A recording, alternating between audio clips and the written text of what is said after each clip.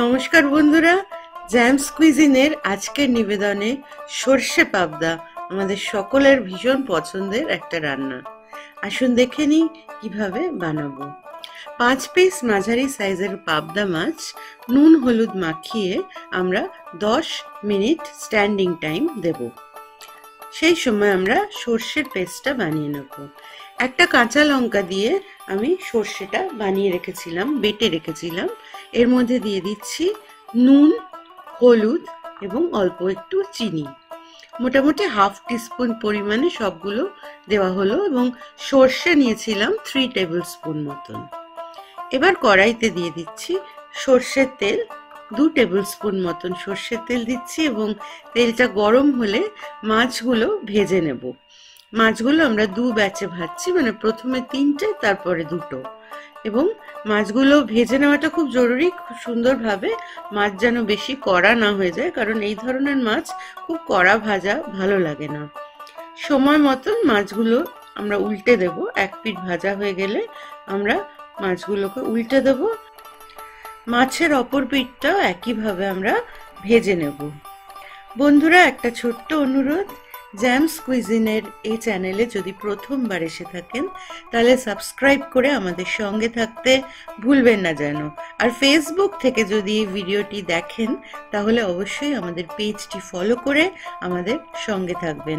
আমরা সবসময় চেষ্টা করি নিত্য নতুন রান্নার সন্ধান আপনাদের কাছে নিয়ে আসতে। এবার মাছগুলো আমরা তুলে নেব, অন্য একটা পাত্রে আমরা রেখে দেব। এইভাবে অন্য 2টো মাছও আমরা ভেজে নেব। এবার মূল পর্যায়ে রান্নার আমরা ওই তেলের মধ্যেই একটা গোটা কাঁচা লঙ্কা আর হাফ টিস্পুন কালো জিরে দিয়ে দিচ্ছি। এই রান্নাটা অনেকেই করেন, কিন্তু আমরা যেভাবে করছি অনুরোধ করব একবার করে দেখবেন, কি অসাধারণ টেস্ট এবং অ্যারোমা আসবে।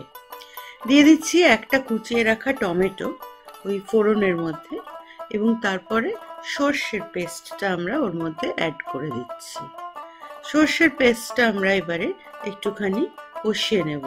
ভালোভাবে নেড়ে চেড়ে তেলের ওপর আমরা এটাকে রান্না করব এবং আমরা সমানে খুন্তিটাকে চালাবো যাতে এটা পুড়ে না যায়। পুড়ে গেলে বা বেশিক্ষণ এটাকে রেখে দিলে এটা কিন্তু তেতো হয়ে যেতে পারে।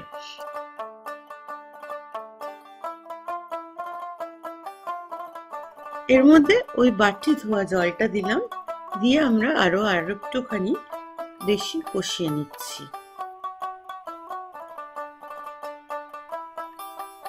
টমেটো গুলো একটু বিট করে দিচ্ছি যাতে টমেটো গুলো নরম হয়ে যায় এবং গলে যায়।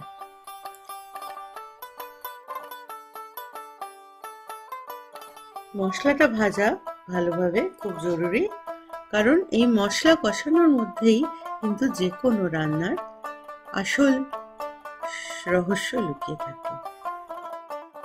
মশলার মধ্যে আরো 2টো গোটা কাঁচা লঙ্কা দিয়ে দিলাম। কাঁচা লঙ্কা ফাটিয়েও দিতে পারেন, একটু বেশি ঝাল হবে।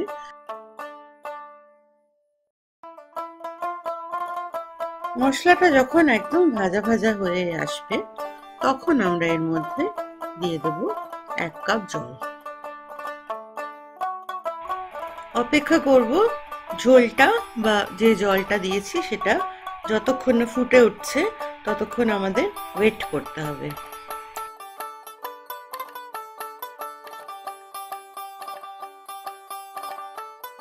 ঝোলটা বেশ ভালোভাবে টকবক করে ফুটতে শুরু করেছে। ভালো করে একটু মিক্স করে নেব এবং তারপর এর মধ্যে আমরা ভেজে রাখা মাছগুলো ছেড়ে দেব।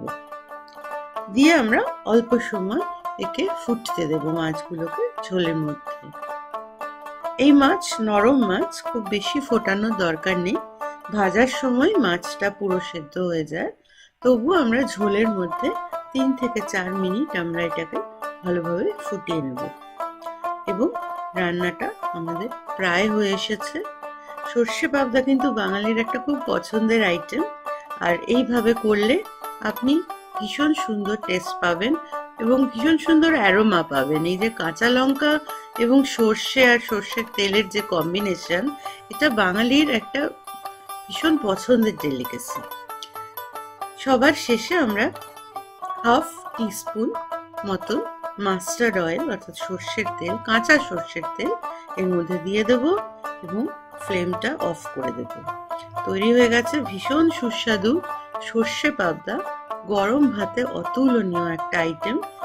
সঙ্গে থাকার জন্য ধন্যবাদ। দেখা হচ্ছে খুব শিগগিরই আরো একটা নতুন ভিডিও নিয়ে। ততদিনের জন্য নমস্কার।